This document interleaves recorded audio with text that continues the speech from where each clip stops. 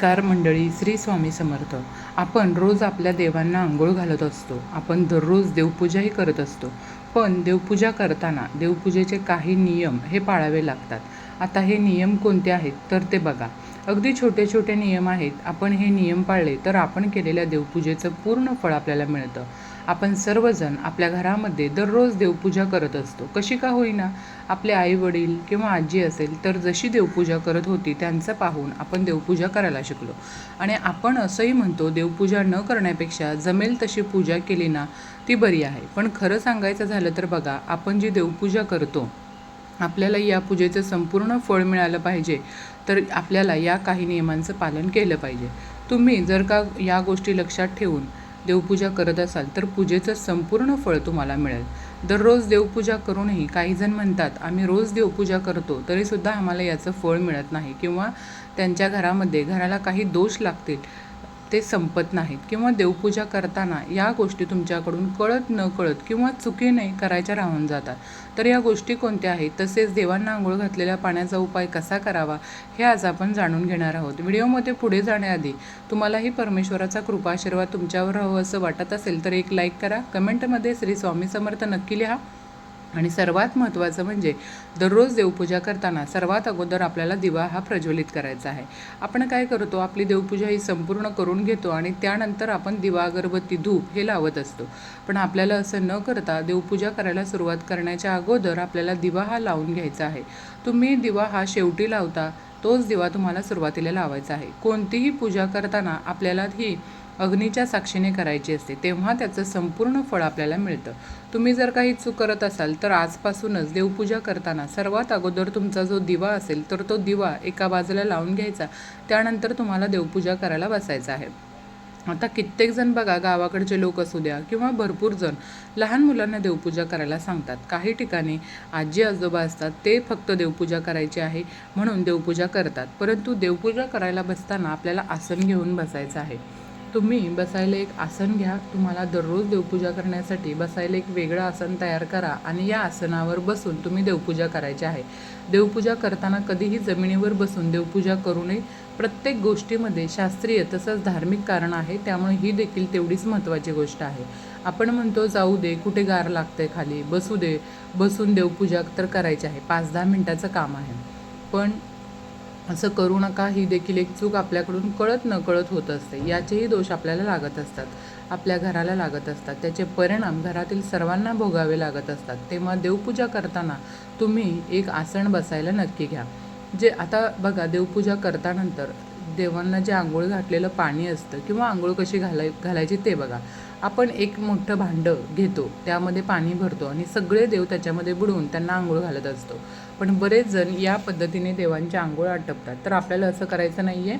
तुम्ही काय करायचं, एक कटोरा किंवा एक भांडं घेता, त्यात सर्व देव ठेवता, सर्व देवांवर तुम्ही तांब्याने पाणी ओतत असता. तर आपल्याला देवांना अशी आंघोळ चुकूनसुद्धा घालायची नाही आहे. यामुळे आपल्याला 100% दोष हे लागत असतात. देवांना आंघोळ घालण्यासाठी तुम्ही काय करायचं आहे, सर्व देव तुम्ही एका तामणामध्ये किंवा एका ताटलीमध्ये घ्या. त्यानंतर एक तांब्या भरून घ्या.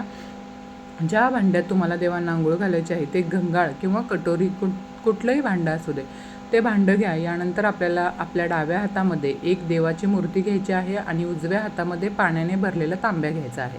हा उजव्या हाताने त्या डाव्या हातावर मूर्तीवर पाणी घालायचं. सुरुवातीला तुम्ही ही मूर्ती, सर्वात अगोदर तुमच्या घरात गणपती बाप्पा असतील, गणपती बाप्पांना आंघोळ घालून घ्या. ही मूर्ती एका भांड्यात काढून ठेवा. मूर्तीला उजव्या हाताने पाणी घालून उजव्या हातानेच व्यवस्थित धुवून घ्यायचं आहे किंवा आंघोळ घालायची आहे. त्यानंतर तुम्ही ही मूर्ती एखाद्या स्वच्छ कपड्यावर ठेवा. मग दुसरी मूर्ती घ्या हातात, उजव्या हाताने त्या मूर्तीवर पाणी घाला. बोटाने ही मूर्ती चोळून घ्या. अशा पद्धतीने तुम्ही एक एक मूर्ती करून तुम्ही पाण्याने आंघोळ घालू शकता. किंवा मग तुम्ही एका भांड्यात एखादा छोटा ग्लास घ्या, तो पालथा ठेवा, त्यावर मूर्ती ठेवा आणि मग आंघोळ घाला. किंवा मग एक छोटासा पाट किंवा छोटासा चौरंग मिळतो, तो घ्या आणि तो पाट तुम्ही त्या भांड्यात ठेवा आणि त्या पाटावर मूर्ती ठेवून तुम्ही प्रत्येक देवांना आंघोळ घालू शकता. तुम्हाला देवांना कधीही एकत्रित आंघोळ घालायची नाही आहे. जसं की बघा, आपण आपल्या घरामध्ये एकत्र आंघोळ करतो का, एका बादलीत सर्वजण आंघोळ करतो का, नाही ना. त्याचप्रमाणे देवांना देखील आपल्याला असंच करायचं असतं. थोडा जास्तीचा वेळ लागू शकतो, परंतु आपण जी देवपूजा करतो त्याचं फळ हे आपल्याला संपूर्ण मिळायला पाहिजे, या हेतूने आपल्याला देवपूजाही करायची आहे. यानंतर बघा, आपण जे देवांना आंघोळ घातलेलं पाणी आहे ते पाणी अजूनही बऱ्याच ठिकाणी बघा तुळशीला घातलं जातं. तर आपल्याला चुकूनही ही एक महत्त्वाची चूक करायची नाही आहे, कारण तुळशी मातेचं एक स्वतंत्र पावित्र्य आहे. ती एक स्वतंत्र देवी आहे. माता लक्ष्मीचं दुसरं रूप म्हणजे तुळशी मातेला म्हटलं जातं. त्यामुळं तुम्ही देवपूजा केलेलं पाणी हे तुळशीला कधीही घालू नका. त्यामुळं देखील आपल्याला दोष हे लागत असतात. आता हे आंघोळ घातलेलं देवाचं पाणी तुम्ही एखाद्या मोठ्या झाडाखाली टाकू शकता. तुमच्याकडे फुलांच्या किंवा इतर झाडांच्या कुंड्या असतील तर त्यामध्ये तुम्ही थोडं थोडं करून हे सर्व पाणी तुम्हाला ओतायचं आहे. हे पाणी तुम्हाला कधीही रस्त्यावर किंवा येणाऱ्या जाणाऱ्या व्यक्तींच्या पायदळी येईल अशा ठिकाणी हे पाणी तुम्हाला टाकायचं नाही. ही गोष्ट मात्र तुम्हाला कटाक्षाने लक्षात ठेवायची आहे. त्याच्यानंतर बघा, तुम्ही वॉश बेसिनमध्ये देखील तुम्हाला हे पाणी ओतायचं नाही आहे किंवा पाणी कोणाच्या पायाखाली येणार नाही असं देखील ओतायचं नाही आहे. काही ठिकाणी झाडं नसतील किंवा काही लोक फ्लॅटमध्ये राहत असतील, झाडं नसतील, कुंड्या नसतील, अशावेळी फ्लॅटखाली तुमच्या इथे आसपास मोठं झाड असेल, गार्डन असेल तर तिथंसुद्धा तुम्ही हे पाणी घालून ठेवलं तरी चालेल.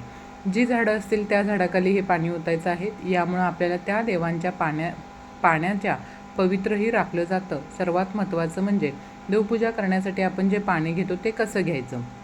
बऱ्याच ठिकाणी आंघोळीच्या आधी हे पाणी भरून ठेवतात. आपल्याला तसं करायचं नाही. आंघोळ करून घ्या, त्याच्यानंतर हे देवपूजेसाठी पाणी स्वच्छ घ्यायचं आहे. आंघोळ करून तुम्हाला हे पाणी भरून ठेवायचं आहे. आता ज्यांच्याकडे पाणी 4-5 दिवसांनी किंवा 8 दिवसांनी येतं त्यांनी काय करायचं, तर दररोज आंघोळ करून घ्यायची. तुमच्याकडे ज्या दिवशी पाणी येतं त्या दिवशी तुम्ही आंघोळ करून हे पाणी एका कळशी किंवा हंड्यामध्ये भरून घ्या. देवासाठी तुमच्या देवघरामध्ये बाजूला ठेवा आणि दररोज आंघोळ झाल्यानंतर हे पाणी तुम्ही वापरू शकता. किंवा त्यांच्याकडे बघा पर्याय नसतो तर त्यांनी काय करायचं, त्यांनी आंघोळ झाल्यानंतर सर्वात पहिल्यांदा देवपूजेचं पाणी त्यांनी त्या नळाने पाणी काढून ठेवायचं. तुमच्याकडे जर का गंगाजल असेल तर त्या पाण्यामध्ये 2 थेंब टाकून त्या पाण्याने देवांना आंघोळ घालू शकतात. चुकूनही आंघोळीचं पाणी आंघोळीच्या अगोदर पाणी देवासाठी भरून ठेवायचं नाही आहे. त्यानंतर बघा, पाणी देवपूजेसाठी तुम्ही जे वापरताय ते तुम्ही चुकूनही अशी चूक करू नका.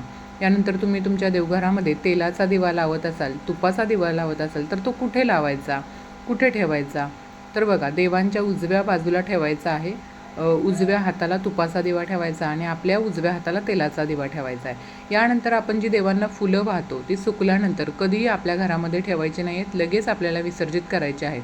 एखाद्या झाडाखाली ही फुलं खड्डा करून पुरू शकता किंवा त्याची फुलं आपल्याकडे कचऱ्यात कधी टाकायची नाही आहेत. बघा, कुठेही आजूबाजूला फेकायचे नाही. पायदळी तुडवतील अशा प्रकारे आपल्याला टाकायचे नाही आहेत. यामुळे सुद्धा आपल्याला दोष लागण्याची शक्यता असते.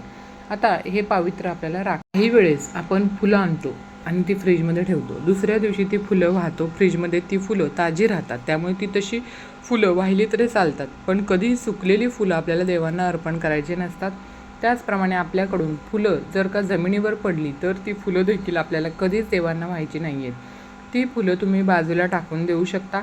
त्याचबरोबर बघा, तुटलेली, खराब झालेली फुलं, वास घेतलेली फुलं चुकूनही आपल्या देवांना व्हायची नाही आहेत. कारण बघा, काही ठिकाणी कसं असतं, लहान मुलं असतात, फुलं आणली की त्यांना फुलांचा वास घ्यायची सवय असते आणि आपण काय करतो, तीच फुलं देवांना वाहतो. तर चुकूनही आपल्याला असं करायचं नाही आहे. फुलं वाहताना ती कधीही हातात घेऊन व्हायची नसतात. आपल्याला फुलं एका ताटलीत घ्यायची आहेत आणि त्यानंतर ती एक एक करून सर्व देवांना फुलं व्हायची आहेत. तर बघा, अशा बऱ्याच छोट्या छोट्या गोष्टी आहेत की त्या आपण कळत न कळत आपल्याकडून त्या घडत असतात आणि त्यामुळं आपल्याला काही दोष लागत असतात. तर यासाठी आपल्याला या गोष्टींची काळजी घ्यायची आहे. त्याचे दोष आपल्याला लागतात. आता आपल्याला देवपूजा करायला बसायला आसन घ्यायचं आहे, असं मी तुम्हाला सुरुवातीलाच सांगितलं होतं. आता काहींचं मंदिर हे जागेअभावी बघा वर टांगलेलं असतं किंवा उंच असतं, मग त्यांना उभं राहून देवपूजा करावी लागते. मग तुम्ही म्हणाल, आता उभं राहून देवपूजा करायची, मग बसायला आसन कसं घ्यायचं, तर तुम्ही काय करा, तुम्ही तुमच्या पायाखाली आसन घ्या. तुम्ही जमिनीवर थांबून देवपूजा करू नका. पायाखाली ठेवायला आसन घ्या आणि मग देवपूजा करा. दुसरी गोष्ट म्हणजे तुम्ही देवघरात जो दिवा लावताय तो दिवा तुम्हाला कधीही जमिनीवर ठेवायचा नसतो.